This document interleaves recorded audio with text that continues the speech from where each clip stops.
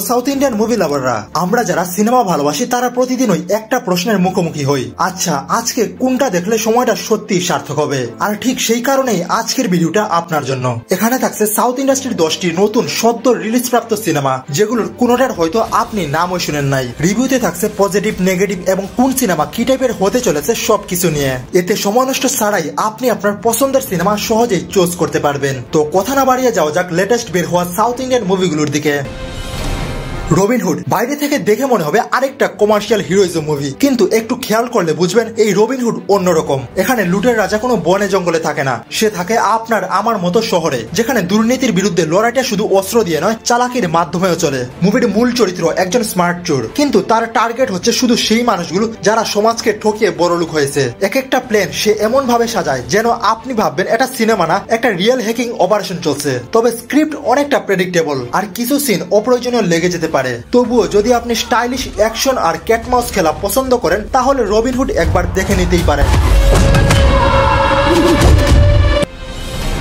মাজাকা এটা একটা বাবা ছেলের প্রেমে পড়ার কাহিনী। হ্যাঁ ঠিকই শুনছেন, ছেলে কৃষ্ণা প্রেমে পড়ে মীরা নামের এক মেয়ের উপর, আর বাবা রামানা মুগ্ধ হন যশোদা নামের এক মেয়ের উপর। কিন্তু কাহিনীটা যত সহজ সরল ভাবছো ততটা না, কারণ এই দুই মেয়ের মধ্যে রয়েছে এক রহস্যময় সম্পর্ক, যেটা আপনি মুভি দেখলেই জানতে পারবেন। তবে ক্লাইম্যাক্সের জন্য বেশি প্রত্যাশা না রাখাই ভালো হবে। একটা হালকা মুডে ফ্যামিলি টাইপ মুভি দেখতে চাইলে একবার দেখতেই পারেন।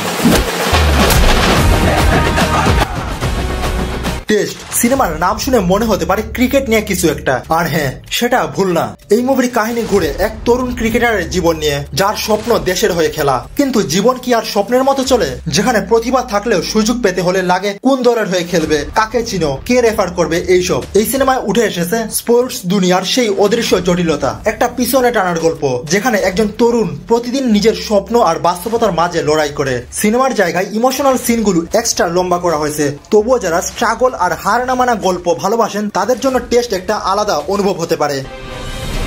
সারাঙ্গাপানি জাথাকাম সিনেমার মূল চরিত্র এক যুবক, যার জীবনে সবকিছু ঠিকঠাক চলছিল, কিন্তু হঠাৎ করেই এক জ্যোতিষী ভবিষ্যৎবাণী করে তোমার জীবনে অন্ধকার সময় আসছে। এটাই বদলে দেয় তার ভাবনা, জীবন আর চারপাশের মানুষদের উপর বিশ্বাস। এই সিনেমায় আপনি পাবেন বিশ্বাস বনাম বাস্তবতার এক ধাক্কাদার লড়াই, যেখানে প্রশ্ন উঠবে ভবিষ্যতের ভয় আমাদের কিভাবে বদলে দেয়, আর আমরা কি নিজের সিদ্ধান্ত নিজেই নেই নাকি অন্যের কথায় জীবনের রাশ ছেড়ে দেই। কিছু সিনে হয়তো বেশি ড্রামা মনে হবে, কিন্তু আইডিয়াটা একদম ইউনিক। একটু ভিন্ন ধরনের মুভি এক্সপেরিমেন্ট করতে চাইলে এটি একবার দেখতেই পারেন।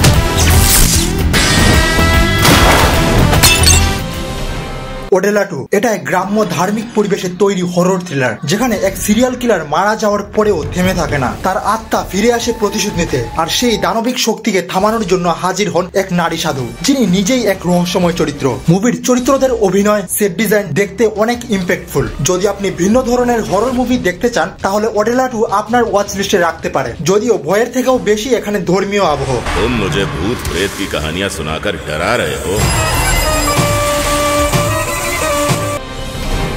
বন্ধুত্ব মানে শুধু আড্ডা নয়, সময় এলে একসাথে জেল খাটাও। এই ডায়লগটা যদি কোনো সিনেমার থিম হয় তাহলে সেটা নিঃসন্দেহে মেড স্কোয়ার। গল্প শুরু হয় জেলে। লাড্ডু নামের এক লোক নিজের কাহিনী বলছে, কিভাবে তার বিয়ের দিন সব গড়বড় হয়ে যায়, আর শেষে সে গিয়ে পড়ে জেলের ভেতর। পুরো মুভিতে ফান আর কমেডিতে ভরা, লজিক ছাড়া ফান টাইম পার করতে চাইলে এটি দেখে নিতে পারো।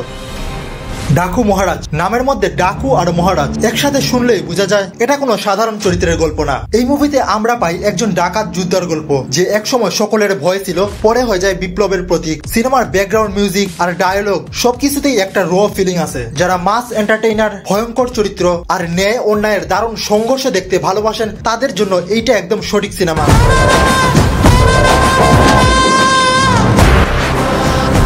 থান্ডেল এই সিনেমার মূল চরিত্র হলো এক সাহসী ফিশারম্যান, যাকে পাকিস্তানি নেভি ভুল করে বন্দী করে ফেলে। সিনেমার আসল সৌন্দর্য হলো সে কিভাবে দেশের জন্য, নিজের ভালোবাসার মানুষের জন্য আর নিজের সম্মানের জন্য লড়াই করে। অভিনয় দারুণ, আর ক্লাইম্যাক্সে গায়ে কাটা দেয় এমন কিছু মুহূর্ত আছে। যারা ইমোশন, থ্রিল আর দেশপ্রেম মেশানো রিয়েলিস্টিক গল্প খুঁজেন থান্ডেল তাদের জন্য একদম মাস্ট ওয়াচ। अगर सारे हिंदुस्तानी एक साथ उत्तर दिशा में पेशाब करने लगे ना तो दुनिया के नक्शे से पाकिस्तान का वजूद मिट जाएगा।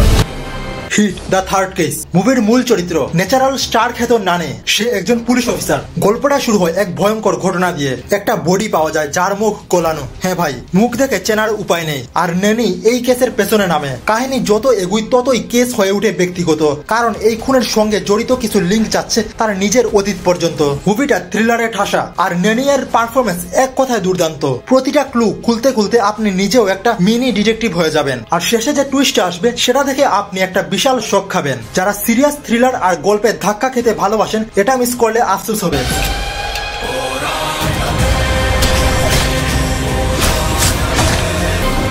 এই বছরের সাউথ ইন্ডিয়ান ফিল্ম ইন্ডাস্ট্রির অন্যতম চমক ছিল অফিসার অন ডিউটি। নায়ক একজন প্যারানয়েড অফিসার, যিনি নিজের কাজ আর নিজের নীতির বাইরে কিছুই মানেন না। গল্পটা এমন এক তদন্ত ঘিরে যেখানে পুলিশ ডিপার্টমেন্টের ভেতরের দুর্নীতি আর একের পর এক খুনের রহস্য মিলেমিশে ভয়ঙ্কর হয়ে ওঠে। পুরো সিনেমা জুড়ে পাবেন থ্রিল, পলিটিক্স, সাসপেন্স আর সিংঘাম টাইপের অফিসার, যার মাথা গরম কিন্তু মনটা একদম ঠিক জায়গায়। মুভির IMDb 7.5, এটি আপনারা নেটফ্লিক্সে পেয়ে যাবেন।